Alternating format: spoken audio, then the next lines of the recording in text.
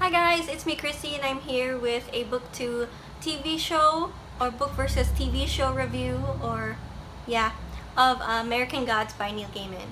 And so the book kind of reads like a myth and it's in itself a great book basically. You don't really have a genre for it. It would be like fantasy but more like a what's the word? But it's more like magical realism kind of. And I hate to have to compare it like this, but it's the most accurate thing I can say is that it reads like Percy Jackson for adults, but it doesn't just focus on the Greek gods or the Roman gods.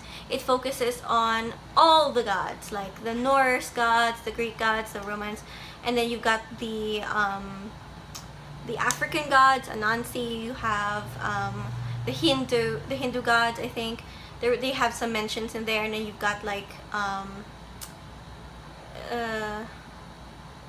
I forgot what her name was, but I know that but some people call her like the Queen of Sheba. But I just think that's super cool. Like you have all of them coming in, and then all of them in the book have their own coming to America stories.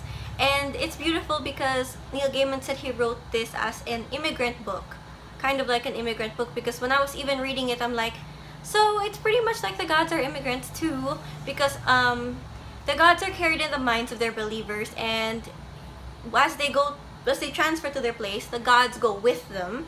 And so you have all these gods in America, like you have the Norse gods coming to America, you have Anansi, how he came to America. That was a beautiful episode. And you have how the Jinn came to America, but then also you have stories of how they adapted in America, or how they ended up adapting to the scene, the culture, but also how they regressed.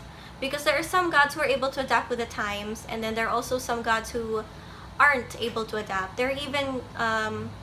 They even have a mention of the railroad gods, how everyone worshipped iron and steel, but now they're like living in squalor, which means that the people who believed in them have diminished, or they've changed their focus. Like as long as their beliefs are maintained, then the gods survive, because it says that as long as when the god dies, they die unmourned and forgotten. And there's even a dream sequence where Shadow is passing by this hall of like the grave. It's like a museum, but also like a grave of like gods, and they don't have names, and some of them are even faded, like their gravestones, or like their mementos are faded. So I thought it was very sad, but also like really like wow, it explains like kind of like human nature in a way, how like we used to go from different gods to then there was like the rise of Christianity, and now it's like whatever. So yeah, that was very interesting.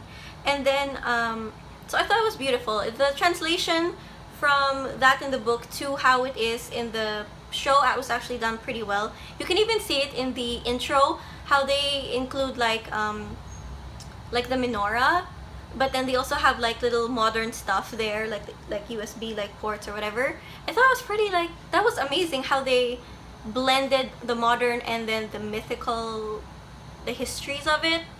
And that was just, yeah, I really like that. And then as for the characters, now like Mr. Wednesday in the book to the movie, the show, like I was able to easily transition my view of how he looked like into the actor, because he plays the role very, very well. Shadow, however, is very different. Like in the book, Shadow's very, very passive. It's like he just takes how his wife cheated on him like so easily, and then how his wife died so easily. But in the show, like he gets upset, he's hurt, he's angry, he's confused. You can see that it's very, very good translation. Also, I kind of have a crush on Mad Sweeney. I don't know why, but yeah, like in the book, I was kind of like, okay. And then like on the show, I was like, yes. But I think the Mad Sweeney, the guy who plays Mad Sweeney, is like he's a good interpretation of him. As for characters, yeah, I really don't have anything to complain about, except maybe how the plot went, because after like at the end of episode 1, you could already see the show becoming different from the book, which I get because you don't want to get spoiled, but you also want to be surprised. But since Neil Gaiman is working with the show, I guess I could forgive the changes because I know that he's got some say in it. So that's pretty cool. Yeah, I guess that's it. There isn't really much else to say about the differences because they're so different. And oh yeah, Neil Gaiman did add one more extra fictional character into the mythos of the Russian gods in the book.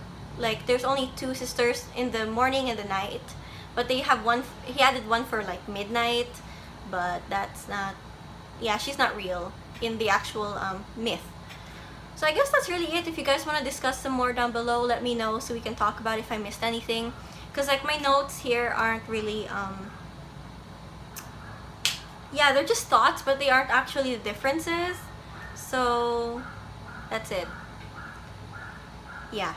Okay, yeah, because my notebook's down here. Anyway, thank you guys for watching. Thank you for sticking around. If you have anything you want to talk about American Gods or anything, let me know.